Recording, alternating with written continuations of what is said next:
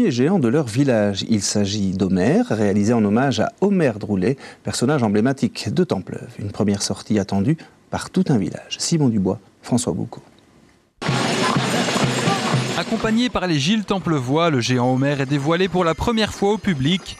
Du haut de ses 4 mètres, tous ont reconnu le visage d'Omer Droulet, personnage emblématique de Templeuve.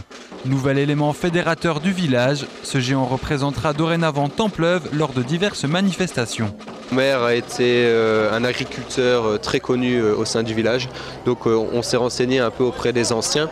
Il y a divers personnages qui sont sortis du lot, mais pour finir on a décidé de prendre Omer, qui avait un franc-parler, une petite chansonnette toujours au bout des lèvres et qui était vraiment un personnage emblématique du village. Un moment particulièrement riche en émotions pour tous les Templeuvois, qu'ils aient côtoyé ou non Omer Droulet. Pour sa famille, l'émotion est d'autant plus grande puisque ce géant reprend les traits caractéristiques d'Homer. C'est papa, je dirais, dans la septantaine.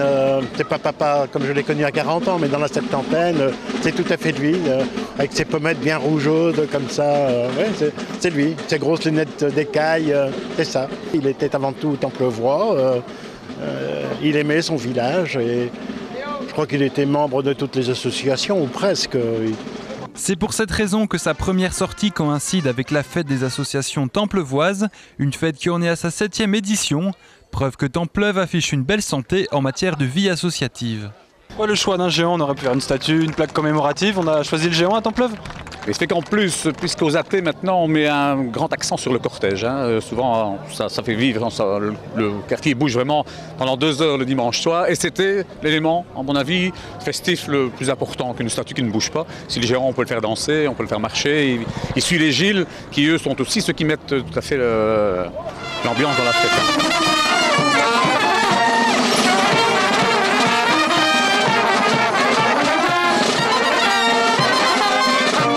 Nous voulons conserver ce folklore qui est donc ennuyé et nous faisons le ramassage le matin depuis 6 heures.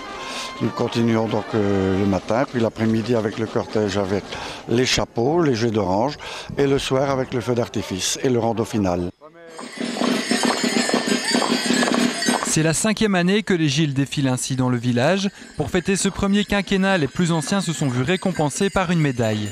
Parce que dans les sociétés de Gilles, on médaille au bout de 5 années. Vous me direz que ça n'est pas beaucoup, mais c'est comme ça, c'est dans le système des Gilles. Donc l'on médaille 5 ans, 10 ans, 15 ans, et ainsi de suite. Une journée placée sous le signe du